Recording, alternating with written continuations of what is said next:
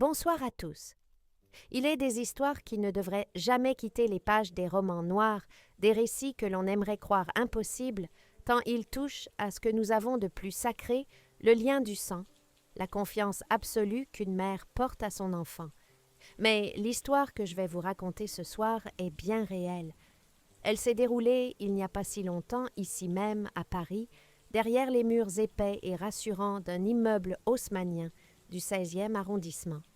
C'est l'histoire d'une vie de labeur anéantie par la cupidité, l'histoire d'une femme, Hélène, qui a découvert que le monstre qui la guettait dans l'ombre n'était autre que celui qu'elle avait bercé. Imaginez, je vous prie, le décor. Nous sommes dans le quartier de la Muette. Les rues sont larges, bordées d'arbres centenaires, les façades en pierre de taille imposent le respect. C'est un monde de silence, de discrétion, où l'argent ne fait pas de bruit, où les drames se jouent à huis clos, étouffés par les lourdes tentures de velours. Hélène y vit depuis 40 ans. C'est une femme élégante, le dos droit malgré ses 75 printemps, le regard vif, une intelligence affûtée par des décennies à la tête d'une entreprise florissante qu'elle a bâtie avec son défunt mari. Elle n'a rien de la vieille dame fragile que l'on imagine. Et pourtant, tout commence par une matinée d'octobre, une de ces matinées grises et pluvieuses où Paris semble pleurer. Hélène pousse la lourde porte-tambour de son agence bancaire habituelle. Elle connaît tout le monde ici. Elle a vu les directeurs se succéder, les guichetiers changer, mais elle reste, elle, la cliente fidèle, respecter celle dont les comptes sont tenus au cordeau. Ce jour-là, elle vient simplement effectuer un retrait, une somme conséquente, certes pour payer des travaux de rénovation dans sa maison de campagne, en Normandie, ce refuge, où elle aime tant réunir sa famille.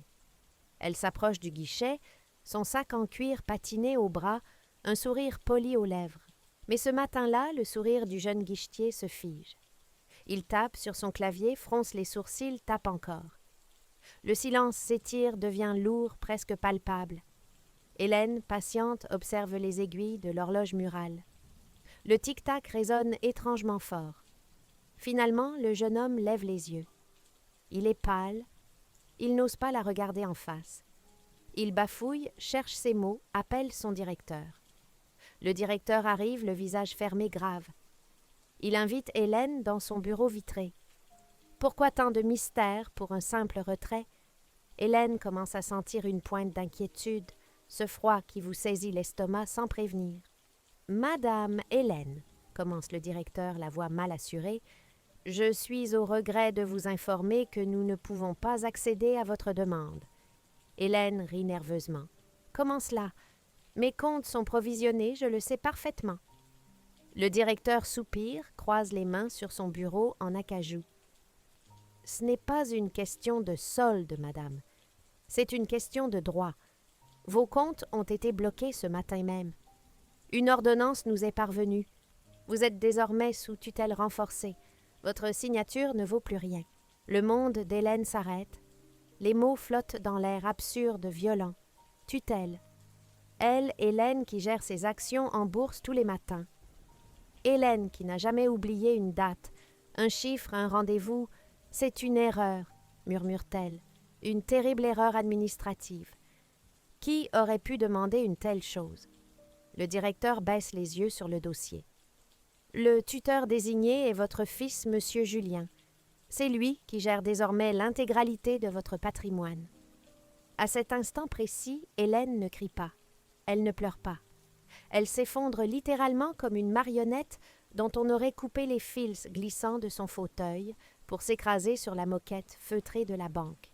Comment en est-on arrivé là? Comment un fils peut-il faire cela à celle qui lui a donné la vie? Pour comprendre cette trahison, il faut remonter le temps. Il faut comprendre qui est Julien. Julien, c'est l'enfant roi, le fils unique arrivé tardivement gâté, peut-être aimé trop mal sans doute. À 45 ans, Julien a toujours l'allure d'un playboy sur le retour. Beau parleur séducteur, mais vide. Il n'a jamais travaillé, ou si peu. Il a enchaîné les projets foireux, les investissements hasardeux toujours renfloués par maman. Mais Hélène, malgré son amour, avait fini par dire « stop ». Elle avait fermé le robinet inquiète de voir son fils dilapider l'héritage familial dans les cercles de jeu et les casinos de la côte. Car Julien a un vice qui dévore tout le jeu. La nuit, pendant qu'Hélène dort paisiblement, Julien vit dans un autre monde, un monde de néons, de tapis verts et de jetons qui claquent. Il a des dettes colossales. Non pas envers des banques qui ne lui prêtent plus depuis longtemps, mais envers des gens peu recommandables, de ceux qui ne vous envoient pas d'huissier, mais des hommes de main aux méthodes expéditives. Julien est acculé. Il lui faut de l'argent vite beaucoup. Et cet argent, il est là, à portée de main, dormant sur les comptes de sa mère, immobilisé dans cet appartement de 250 mètres carrés qui vaut une fortune. La mère est l'obstacle. Cette mère qui refuse de vendre, qui refuse de lui donner sa part d'héritage par anticipation, arguant qu'il la flamberait en une semaine. Julien, dans sa logique tordue de drogué au jeu, ne voit plus Hélène comme sa mère, mais comme un verrou qu'il faut faire sauter. Il ne peut pas la tuer, non, Julien n'est pas violent physiquement, il est lâche. Il lui faut une mort sociale, une mort civile. Il faut qu'elle disparaisse administrativement. Et pour cela, il a besoin d'un complice. C'est là qu'entre en scène le docteur Morand. Un homme qui fut jadis un grand médecin respecté, mais qui a sombré lui aussi. Un divorce coûteux, des investissements immobiliers catastrophiques, une vie au-dessus de ses moyens. Morand a besoin d'argent liquide tout de suite. Julien le connaît par les cercles de jeu. Ils sont liés par le vice. Le plan germe un soir autour d'une bouteille de whisky dans l'appartement enfumé de Julien. Un plan diabolique de simplicité, déclarer Hélène incapable. Lui voler son esprit pour mieux lui voler son argent. Quelques semaines avant la scène de la banque, Hélène avait attrapé une mauvaise grippe. Rien de grave, mais à 75 ans, la fièvre vous cloue au lit, vous rend vulnérable, confuse. Julien s'était alors montré d'une sollicitude exemplaire. « Ne t'inquiète pas, maman, je m'occupe de tout. J'ai fait venir un ami, un excellent gériatre, il va te remettre sur pied. » Hélène, touchée par ce retour d'affection de son fils prodigue, avait accepté. Elle était faible, fiévreuse, confiante. Le docteur Morand s'était présenté au chevet d'Hélène. Il avait pris sa tension, écouté son cœur poser quelques questions anodines. Quel jour sommes-nous? Qui est le président de la République? Hélène, fatiguée, avait répondu peut-être avec une seconde d'hésitation due à la fièvre. C'était tout ce qu'il fallait. Morand ne rédigea pas une ordonnance pour des antibiotiques. Dans le secret de son cabinet, il rédigea un certificat médical circonstancié, un document terrible décrivant une démence sénile de type Alzheimer à un stade avancé, évoquant une altération complète des facultés mentales, une incapacité totale à gérer les actes de la vie civile. Mesdames et messieurs, savez-vous à quel point il est facile administrativement de briser une vie, Julien a pris ce certificat. Il a monté un dossier. Il l'a envoyé au juge des tutelles. Et c'est là que le système a failli. C'est là que la tragédie devient scandale. Les tribunaux sont encombrés, les juges débordés. En théorie, le juge doit auditionner la personne à protéger. Mais il existe des exceptions si le médecin certifie que l'audition serait nuisible à la santé du patient. Morand avait coché cette case.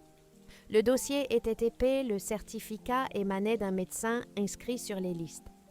Le juge, noyé sous les piles de dossiers, a signé. Sans jamais voir Hélène, sans jamais croiser son regard clair. Revenons à Hélène effondrée dans le hall de la banque. Les pompiers sont appelés, mais Julien arrive avant eux. Il a été prévenu par la banque en tant que tuteur. Il joue le rôle du fils éploré à la perfection. « Maman, je t'avais dit de ne pas sortir, tu ne sais plus ce que tu fais. » Il la relève la guide vers la sortie sous les regards pitoyables des clients et du personnel. La pauvre femme, pensent-ils tous, heureusement que son fils est là. Personne ne voit la terreur dans les yeux d'Hélène. Personne ne l'écoute quand elle murmure « Il ment, il ment ». On met cela sur le compte de la maladie.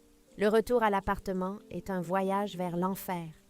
Dès que la porte blindée se referme, le masque de Julien tombe. Il ne frappe pas sa mère, non. Il fait pire. Il lui prend son sac.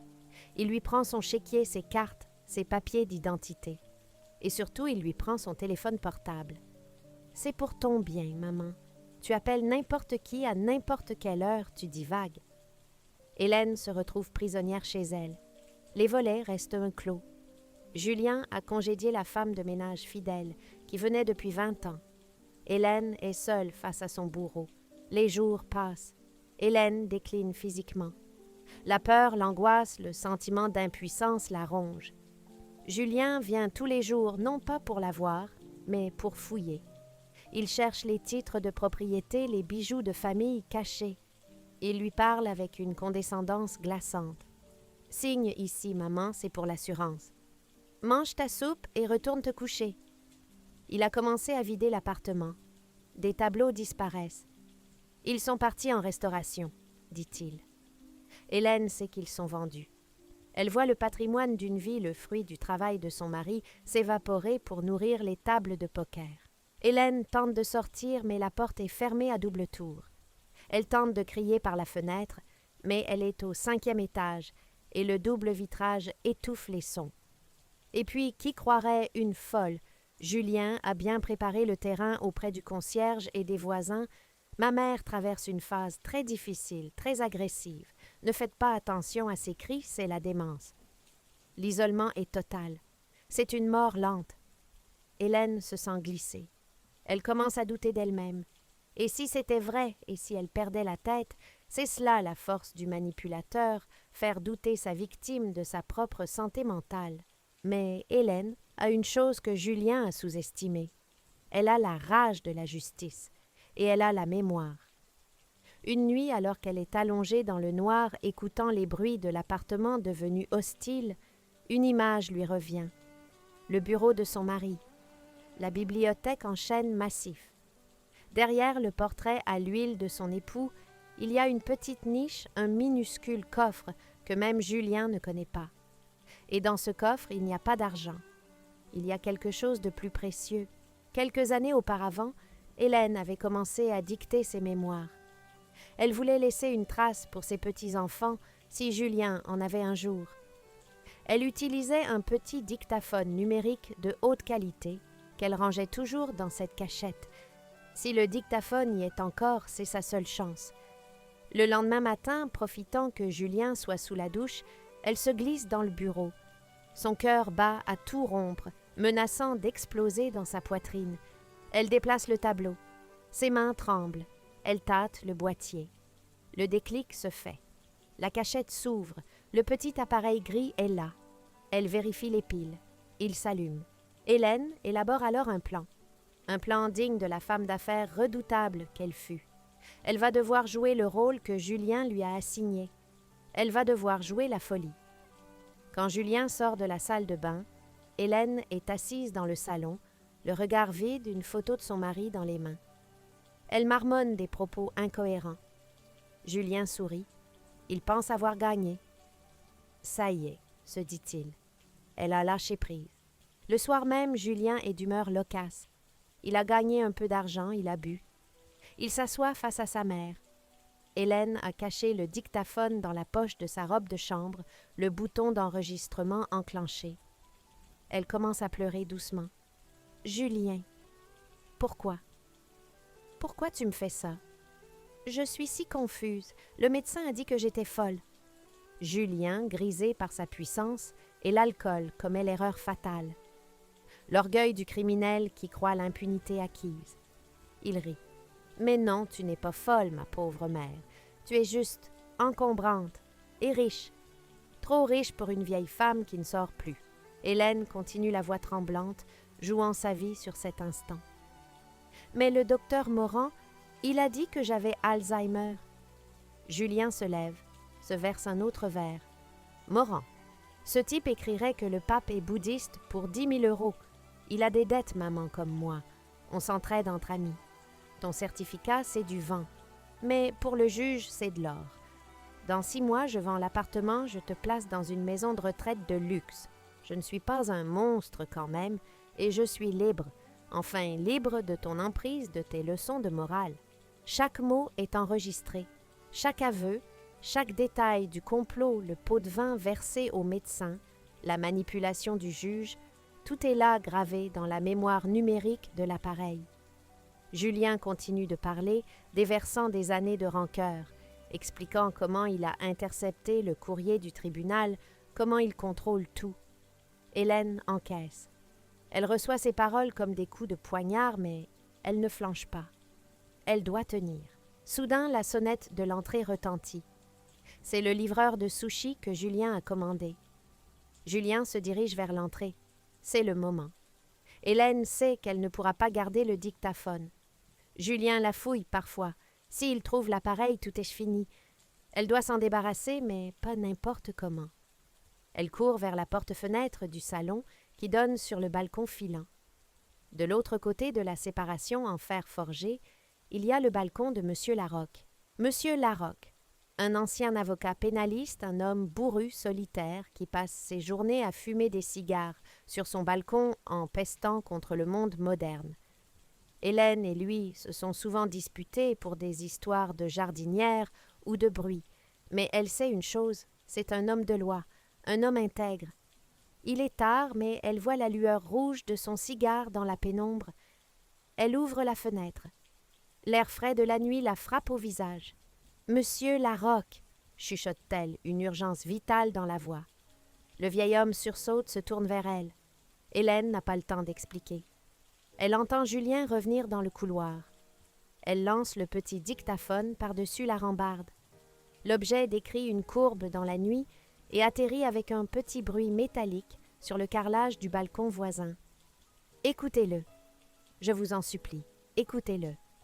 Appelez le procureur. Julien entre dans la pièce. « À qui tu parles ?» Il voit la fenêtre ouverte.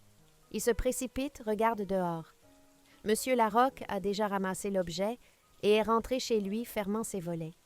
Il n'y a rien à voir, juste la nuit et les lumières de Paris. Tu parles aux pigeons maintenant. Allez, ferme ça, il fait froid. Julien referme la fenêtre. Hélène sourit intérieurement. Les dés sont jetés. La nuit qui suit est la plus longue de la vie d'Hélène. Elle ne dort pas. Elle attend. De l'autre côté du mur, M. Larocque a écouté. Au début sceptique, il a inséré l'appareil dans son ordinateur. Il a entendu la voix pâteuse de Julien. Il a entendu les aveux glaçants. L'ancien pénaliste a senti son vieux sang bouillir. Il reconnaît les éléments constitutifs de l'abus de faiblesse, du faux et usage de faux, de la séquestration. À l'aube, il n'appelle pas la police du quartier. Il appelle directement un ancien collègue, aujourd'hui procureur de la République. Le lendemain matin, à 9 heures précises, on sonne à la porte de l'appartement d'Hélène. Julien, encore en pyjama, les yeux cernés, va ouvrir pensant que c'est une autre livraison. Il se trouve nez à nez avec 3 officiers de police judiciaire et un commissaire. Derrière eux, M. Larocque appuyé sur sa canne, le visage fermé comme une porte de prison. « Monsieur Julien Soiré, vous êtes en état d'arrestation. » Julien tente de protester, de jouer l'indigné. « Mais c'est une erreur. Ma mère est sous tutelle. Je suis son représentant légal. » Le commissaire le coupe sèchement. « Nous avons l'enregistrement, monsieur. Et le docteur Morand est actuellement en garde à vue. » Il a déjà commencé à parler pour alléger sa peine. Julien blêmit. Il se tourne vers le salon. Hélène est là, debout, digne. Elle ne le regarde pas. Elle regarde par la fenêtre vers ce Paris qu'elle a failli ne plus jamais revoir libre. Les policiers passent les menottes à Julien. Le clic du métal résonne comme une sentence. En sortant escorté par les agents, il lance un dernier regard vers sa mère, un regard de haine pure d'enfant gâté à qui on retire son jouet. « Tu vas crever seule, vieille folle !» hurle-t-il dans l'escalier. L'enquête sera rapide. Le docteur Morand, terrifié par la prison, avouera tous les fausses consultations, le certificat de complaisance, l'argent reçu en liquide.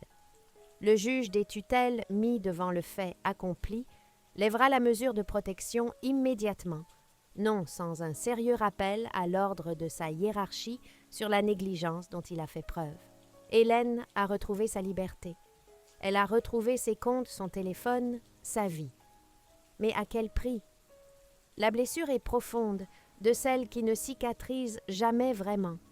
Elle a dû affronter le regard des autres, le procès public, où son fils a été condamné à 3 ans de prison ferme pour abus de faiblesse, faux usage de faux et séquestration. Elle a vu son enfant partir menotté vers une maison d'arrêt. Que feriez-vous, vous, à sa place? Pardonneriez-vous?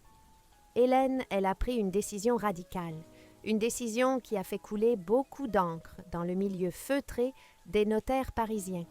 Elle a fait venir son notaire, un homme intègre celui-ci. Elle a modifié son testament. La loi française interdit de déshériter totalement un enfant, c'est la réserve héréditaire. Mais Hélène a utilisé tous les moyens légaux pour réduire la part de Julien au strict minimum. Elle a vendu l'appartement en viager.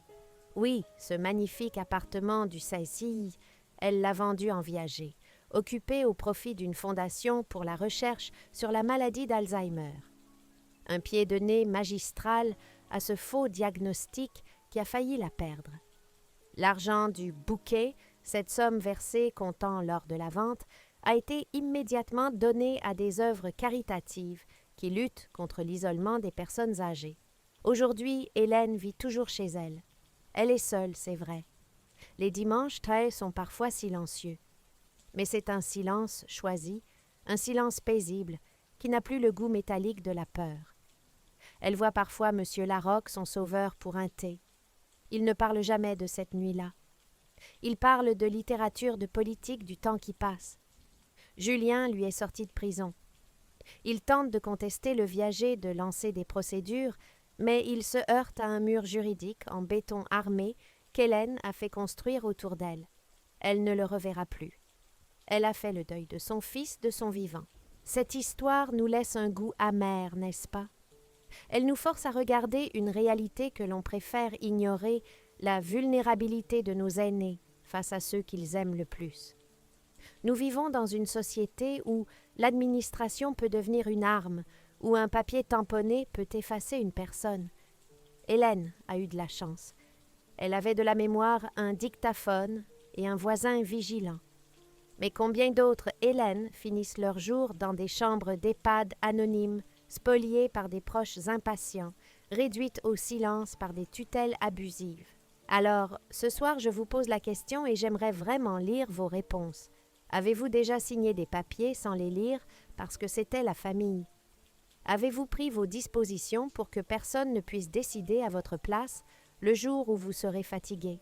L'histoire d'Hélène est une mise en garde. Elle nous rappelle que la confiance n'exclut pas le contrôle même, et surtout avec ceux qui portent notre nom. Protégez-vous. Protégez votre volonté. Car comme le disait Hélène en sortant du tribunal, le regard fier mais le cœur en cendres, « J'ai mis un monstre au monde, mais je ne lui permettrai pas de dévorer ma fin de vie. » C'était l'affaire du docteur Véreux. Merci de m'avoir écouté. Prenez soin de vous et, surtout, gardez l'œil ouvert. À très bientôt pour une nouvelle histoire vraie.